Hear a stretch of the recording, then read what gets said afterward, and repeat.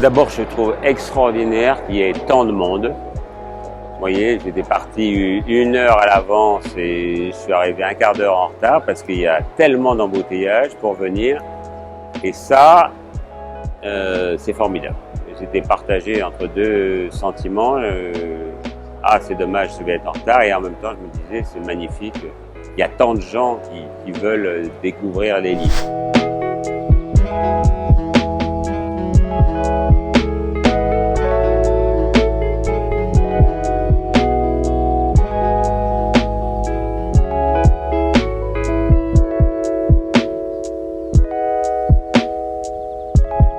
Mais ça a toujours été une grande littérature.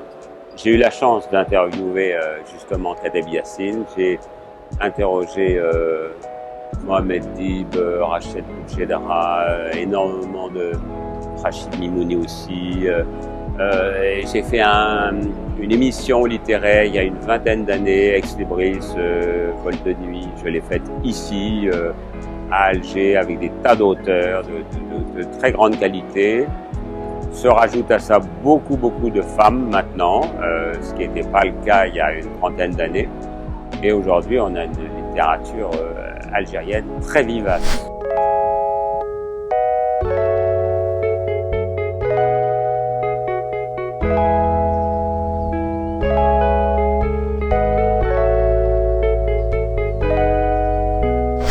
Moi, je trouve que c'est très important, surtout dans toutes les sociétés d'ailleurs, qu'elles soient démocratiques ou autocratiques. C'est important qu'il y ait des intellectuels qui posent des débats. On n'est pas obligé d'être d'accord avec eux, mais au moins, ils posent les débats. Et à chaque fois qu'il y a débat, ça veut dire qu'il y a au moins 2 personnes, l'une face à l'autre, et pour moi c'est capital pour la respiration humaine. Il faut qu'il y ait des intellectuels et il faut qu'ils interviennent aujourd'hui dans le champ médiatique.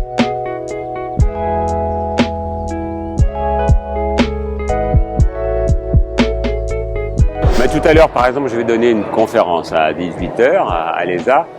Et moi, ce que je vais dire à tous ceux qui me posent la question, si on me pose la question sur des gens qui ont envie de devenir journalistes, je leur dis allez-y, parce qu'on a besoin de ça.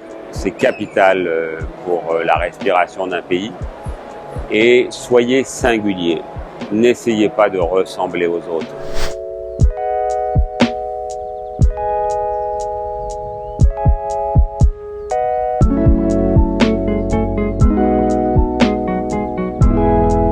N'oubliez pas que vous êtes libre. Vous êtes libre dans votre tête. Parfois, c'est difficile avec des pouvoirs sourcilieux ou trop autoritaires, mais vous êtes quand même libre.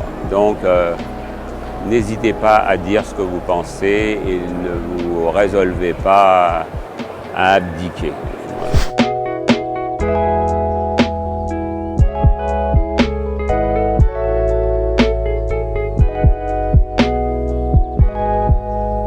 Dans le calme, dans la paix, sans haine, c'est exceptionnel. Franchement, que les gens du monde entier vous regardent avec admiration. Parce que dès qu'il y a des débordements, des bains de sang, etc., ça change complètement la portée d'un mouvement.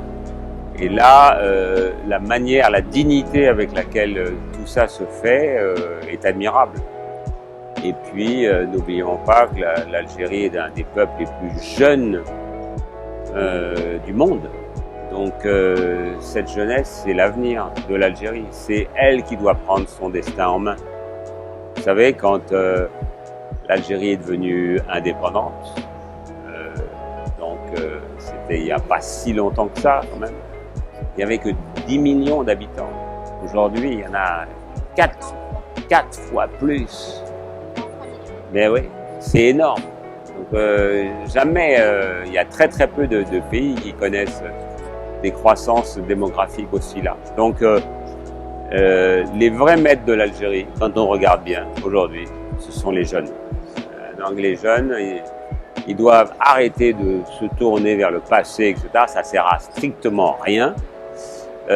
En revanche, l'avenir, et l'avenir, c'est à eux de le construire.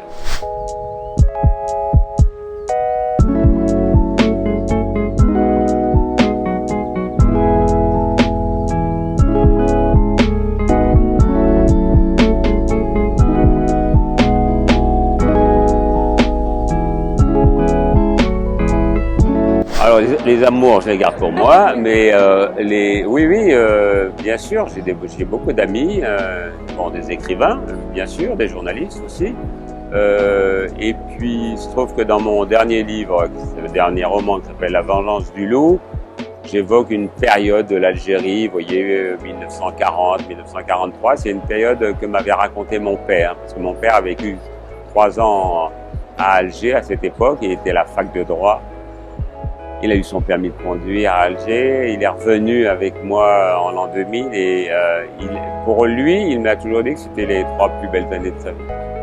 Donc, c'est pour moi, sentimentalement, ça a de l'importance. Et puis, j'ai toujours beaucoup aimé les Algériens et donc, voilà, je continue, y compris quand c'est difficile, de venir.